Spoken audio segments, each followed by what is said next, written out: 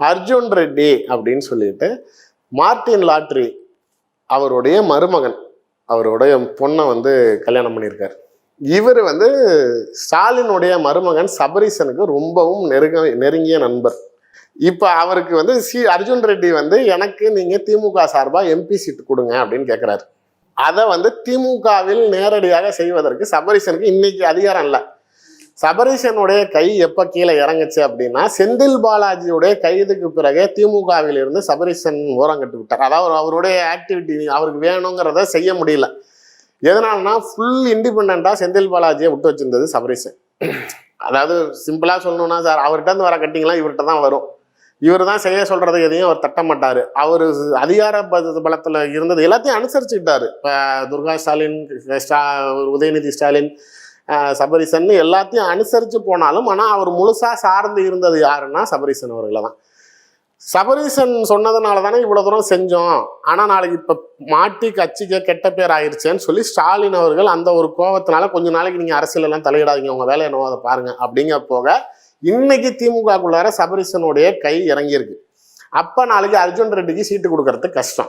இப்போ அதனால சபரீசன் என்ன செய்யறாரு, அர்ஜுன் ரெட்டியை விசிக தலைவர் திருமாவளவன்ட்ட நெருக்கமாக்கி விடுறாரு. அர்ஜுன் ரெட்டி நெருக்கமாக்கி விட்ட பிறகு அவர் அந்த கட்சிக்குள்ளார உள்ள போறாரு. அதாவது எனக்குன்னு தனிப்பட்ட முறையில் என்னுடைய மாமனார் பேரை சொல்லாதீங்க, எனக்குன்னு ஒரு பேர் உருவாகணும், என் பேரை எங்கேயும் வெளியில் அப்படி சொல்லாதீங்க அவர் பேரை சொல்லின்னு சொல்கிறாரே தவிர, ஆனால் ரெண்டு பேரும் நல்ல ஒரு நட்புறவோடு தான் இருக்கிறாங்க. அதாவது சார் இவங்களுக்கு எப்பயுமே ஒரு லாபி ஆக்சுவலாக வந்து மார்டின் லாட்டரியுடைய மனைவி வந்து ஐஜேகேவில் மாநில பொறுப்பில் இருக்கிறாங்க. அது மாதிரி இந்த குடும்பத்தில் இருக்கவங்க ஆளுக்கு ஒரு கட்சியில் சேர்ந்துக்குவாங்க. அவர் வந்து திமுகவில் இருப்பார், பொண்டாட்டி ஐஜேகேல இருப்பாங்க, தம்பியை கொண்டு போய் ஏடிஎம்கேல சேர்ந்துருவாங்க. எங்கே வந்தாலும் நாளைக்கு நம்ம பிஸ்னஸ் ஓடணுங்கிற மாதிரியான லாஜிக்கில் இப்போ இவங்களை கொண்டு வந்து விசிகாட்ட நெருக்கி விடுறப்ப இவர் மாமனார் பேரை சொல்லி என்னை ஐடென்டிஃபை பண்ணாதீங்கன்னு சொல்கிறாரே தவிர, ஆனால் இவருக்கு எல்லாமே அவங்க மாமனார் தான். இந்த கடந்த முறை விசிகா நடத்தின மாநாடுக்கு அவங்க எல்லாத்தையுமே சேர்த்து சொல்கிறேன், கொடி கட்டினதுலேருந்து மாநாடு பந்தல் போட்டதுலேருந்து மேடை அமைச்சதுலேருந்து திருமாவளவன் வந்த வாகனத்துலேருந்து ஆரம்பித்து மற்றவங்களுக்கு வாகனங்கள் ஏற்பாடு பண்ணது, ரூம் போட்டதுங்கிற ஆரம்பித்து 100 கோடி ரூபா செலவாயிருக்குது. முழு செலவும் 1 ரூபா கூட வெளியில் வசூல் பண்ணாத அளவுக்கு முழு செலவையும் அர்ஜுன் ரெட்டி தான் பொறுப்பேற்றுக்கிட்டார். அந்த மாநாட்டுக்கு முழு செலவையும் பொறுப்பேற்ற காரணத்தினால அர்ஜுன் ரெட்டி அவர்களுக்கு விசிகா எம்பி தொகுதி வாங்கி கொடுக்கறதுக்கு பொறுப்பேற்றிருக்காங்க. இதுலேயும் இன்னொரு ப்ளஸ்ஸும் இருக்குது. இப்போ இவங்க 4 கேட்குறாங்க, அதாவது 3 தனி தொகுதி 1 பொது தொகுதி 4 வேணும் அப்படிங்கிற மாதிரி கேட்குறாங்க. இவங்களுக்கு 3 கொடுப்பாங்க டிஎம்கே. இந்த 3 கொடுக்குறப்ப அதில் வந்து மீதி 2 இருக்குல்ல, ஒரு எடுத்துக்காட்டுக்கு இன்றைக்கி இருக்க சூழ்நிலை திருமாவளமும் ரவிக்குமாரும் மறுபடியும் நிற்கிறாங்கன்னு வச்சுக்கோங்களேன். இவங்க இருவருக்கும் உண்டான தொகுதியோடைய மொத்த செலவையும் அர்ஜுன் ரெட்டி பொறுப்பேற்றுக் கொள்கிறார். இப்போ இவங்க 2 பேர்த்துக்கும் நாளைக்கு ஒருத்தவங்களுக்கு சீட்டு வாங்கி கொடுத்தப்ப கட்சிக்குள்ளார ஒரு பெரிய தொழிலதிபர் வந்த மாதிரியும் ஆச்சு, பணம் ஃப்ளோ அதிகமாச்சு, நாளைக்கு ஒரு பெரிய மாநாடு ஊரே பயங்கர அளவுக்கு போட்டு காட்ட முடிஞ்சு, நம்மளுக்கும் தேர்தல் செலவு இல்லாமல் நாளைக்கு பார்த்துக்கிறாங்கண்ணா அப்படின்னு சொல்லி உங்களை கையில் இணைச்சிக்கிறாங்க. சபரீசனுடைய அரசியல் இங்கே தான் நீங்கள் கவனிக்கணும். திமுகவில் நேரடியாக உங்களை சின்னத்தில் நிப்பாட்டி ஜெயிக்க வைக்கிறதுக்கு என் கட்சிக்குள்ளார இப்போ நான் சொன்னால் எங்கள் மாமனார் கேட்க மாட்டார். திருமாவளவன்ட்ட கொண்டுட்டு போகிறேன், திருமாவளவனுக்கு பணம் தேவை, நாளைக்கு அவரையும் கொடுக்க வைக்கிறேன். இப்போ நாளைக்கு விடுதலை சிறுத்தைகள் கட்சியில் நாளைக்கு அர்ஜுன் ரெட்டிக்கு சீட்டு கொடுத்தால் அர்ஜுன் ரெட்டி எந்த சின்னத்தில் நிற்பார்? உதயசூரியனில் தானே நிற்பார். அப்போ ஆட்டோமேட்டிக்காக அவர் எந்த கட்சியோடைய வேட்பாளர் ஆகுறாரு? நேரடியாக திமுகவில் கொண்டுட்டு வராமையே நான் நாளைக்கு அவரை மறைமுகமாக திமுக எம்பி ஆக்கிட்டேன்ல. இப்போ முதல்வர் ஸ்டாலினுக்கு எதிராக சபரீசன் அவர்களே காய் நகர்த்துக்கிறாருன்னா ஸ்டாலினுக்கு உதயநிதி ஸ்டாலினுக்கு எதிராக, முக ஸ்டாலினுக்கு எதிராக இல்லை, உதயநிதி ஸ்டாலினுடைய கட்டுப்பாட்டில் தான் இந்த தேர்தல் நடக்க போது. அவர் தான் வேட்பாளர்களை தேர்வு செய்ய போறார். அப்படி இருக்கிறப்ப சபரீசனுடைய பரிந்துரையை ஏற்றுக்கொள்ள மறுப்பார். அதனால விடுதலை சிறுத்தைகள் கட்சி மூலமா அர்ஜுன் ரெட்டியை கொண்டுட்டு போய் இன்னைக்கு நீங்க விடுதலை சிறுத்தைகள் கட்சி உங்களுக்கு அத்தியாவசிய தேவையாயிருச்சு. ஏன்னா நீங்க வந்து தாழ்த்தப்பட்டவர்கள் சமுதாயத்தை சார்ந்தக்கூடிய அரசியல் கட்சி தலைவர்கள் எல்லாரும் பெரும்பான்மையாக பாஜகவிடம் ஆதரவாக இருக்கிறார்கள். ஒரே ஒரு கட்சி தான் உங்ககிட்ட இருக்குது. நாளைக்கு நீங்க அவங்களையும் அனுப்பிட்டீங்கன்னா நீங்க சமூக நீதி பேச முடியாது. அதனால நீங்க அவங்களோட கோரிக்கைக்கு நீங்க செவிசாச்சு தான் ஆகணுங்கிறப்ப அதனால தான் டிமாண்ட் பண்றாங்க. நாளைக்கு இந்த பொது தொகுதிங்கிறது ஏன் இந்த லிஸ்ட்டுக்குள்ளார நடுவில் குறுக்க வருது அப்படின்னா அதற்கு காரணம் அர்ஜுன் ரெட்டி. அர்ஜுன் ரெட்டிக்கு சார் இது நான் வந்து வெளிப்படையாக கேட்குறேன், தமிழ்நாட்டில் இது வரைக்கும் இல்லீகல் லாட்ரி இல்லைன்னு நினைக்கிறீங்களா? எல்லா மாவட்டத்திலையும் நீங்கள் நாளைக்கு சொல்கிறீங்க இல்லை இது வந்து இது என்ன சார் நீங்கள் இல்லீகல் லாட்டரினால எவ்வளோ பேர் சாமானிய மக்கள் பாதிக்கப்படுறாங்கன்னு உங்களுக்கே தெரியும். 100 ரூபா 150 ரூபா தினக்கூலி வாங்கக்கூடியவர்கள் இந்த லாட்டரி சீட்னால நஷ்டப்படுறாங்க. நாளைக்கு ரம்மி லாட்டரி இந்த இது தமிழ்நாட்டுல ஆனா அதெல்லாம் ஒழிக்கப்பட்டிருக்கு. அப்படிலாம் கிடையாது. யார் சொன்னா? போங்க சார், நீங்கள் வேற எங்கேயாவது போய் கோயம்பேடு மார்க்கெட்லயோ எங்கேயாவது வேற எங்கேயாவது ஆட்டோக்காரங்க தெருமுனை ஸ்டாண்டுக்கு போங்க, ஆட்டோக்கார்ட்டானே அந்த 3 நம்பர் லாட்டரி போடணும், யாராவது உங்களுக்கு தெரியுமா சொல்லுங்கன்னா அவன் நம்பர் எடுத்து தரலன்னா என் பேரை மாற்றிக்கிறேன். என்ன நினச்சிக்கிட்டீங்க? ஆன்லைன் ரம்மியை தடை செய்ய கவர்னர் மறுக்கிறார், நாங்கள் முற்படுறோம், மத்திய அரசாங்கம் தடுக்குது, ஆளுநர் ஒப்புதல் கொடுக்க மாட்டேங்கிறார், அதனால இவ்வளோ பேர் மாண்டுக்கிட்டு சாவறான்னு பேசுறீங்கல்ல.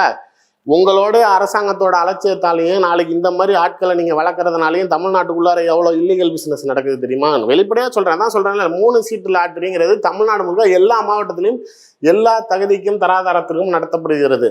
நீங்கள் 50 ரூபா கொடுத்து 3 நம்பர் எழுதி கொடுத்தீங்க அப்படின்னா எத்தனை நம்பர் வேணாலும் எழுதி கொடுக்கலாம். நீங்கள் ஒரு நம்பருக்கு ஒரு அமௌண்ட்டு அப்படின்னு நீங்கள் கொடுத்தீங்கன்னா அது நாளைக்கு சுற்றுறப்போ அந்த நம்பர் வந்துச்சுன்னா உங்களுக்கு அதை விட 10 மடங்கு. 10 நம்பர் எழுதி கொடுப்பான் சார், எவனும் 10 நம்பரில் கொடுக்க மாட்டான். 10 நம்பர் கொடுப்பான், அதில் ஒரு நம்பர் விழும், மறுபடியும் 10 ஆச்சுன்னா அதுவே பெரிய விஷயம். இல்லை 10 நம்பரும் போச்சுன்னா போச்சு தான்.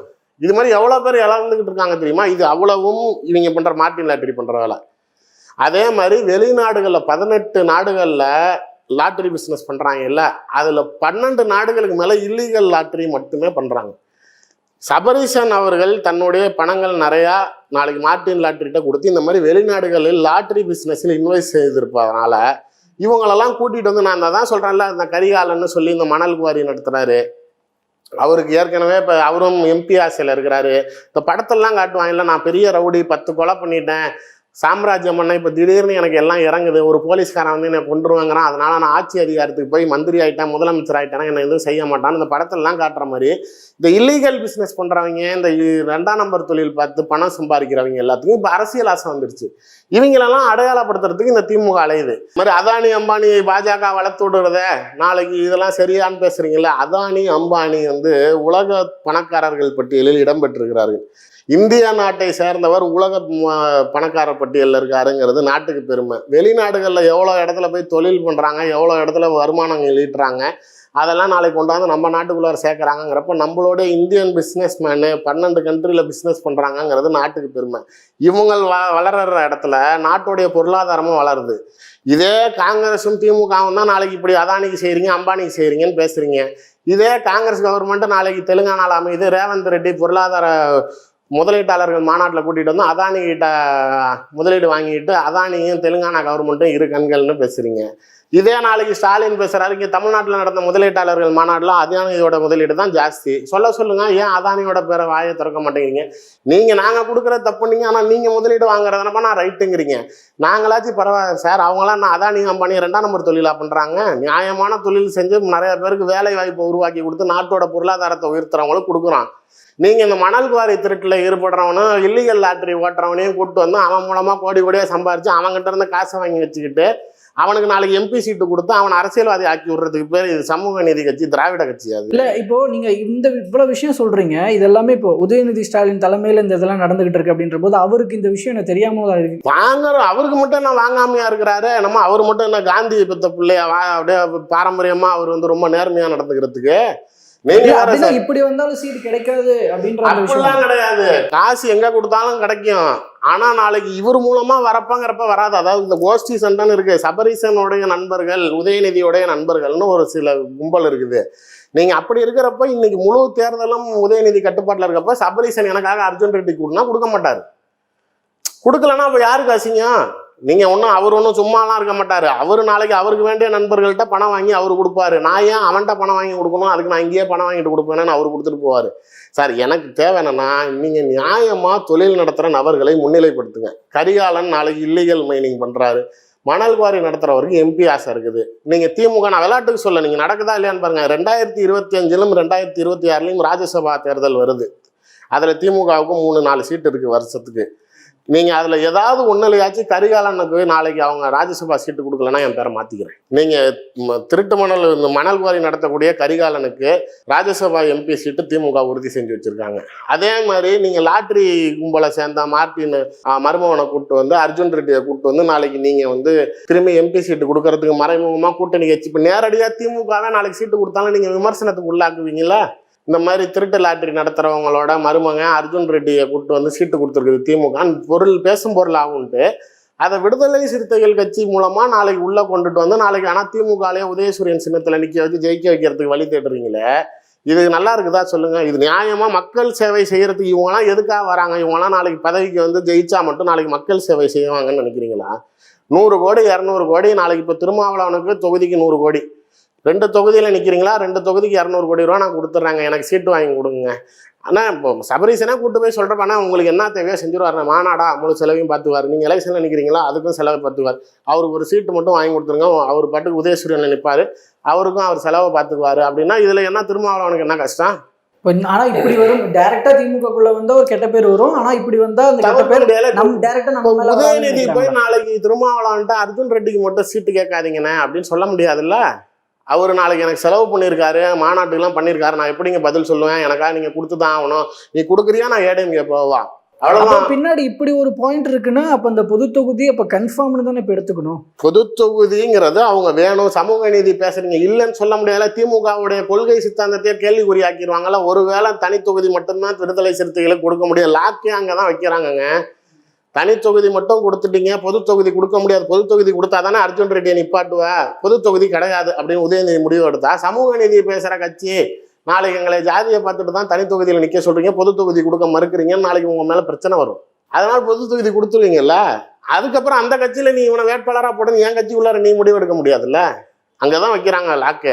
இது உதயநிதியை மீறி அர்ஜுன் ரெட்டியை பதவி கொண்டுட்டு வரதுக்கு சபரீசன் செய்கிறார். ஆனால் இல்லீகல் தொழில் செய்பவர்கள் பணம் இருந்தால் போதுங்கிறதுக்காக திமுக அவர்களை முன்னிலைப்படுத்தி பணத்துக்காக நாளைக்கு ஒரு அதிகாரத்துக்கு கொண்டுட்டு வரணும்னு நினைக்கிறது இது நியாயமா இருக்குது.